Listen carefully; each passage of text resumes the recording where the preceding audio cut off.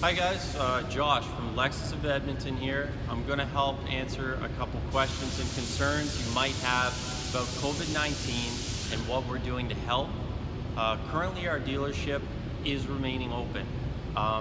Vehicle servicing facilities are considered essential.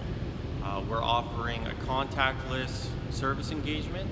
How that works, when you call to book an appointment on the phone, we'll arrange somebody to come pick up your vehicle, drop you off a loaner vehicle, and bring yours back to the dealership for servicing. We'll also come drop it back off to you.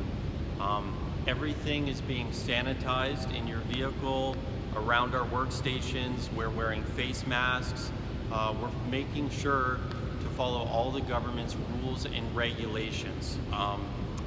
Your safety and our safety is top priority while working on the vehicles. So if you have any outstanding campaigns, maintenance services, or safety related issues that you still would like looked at, we are here to help.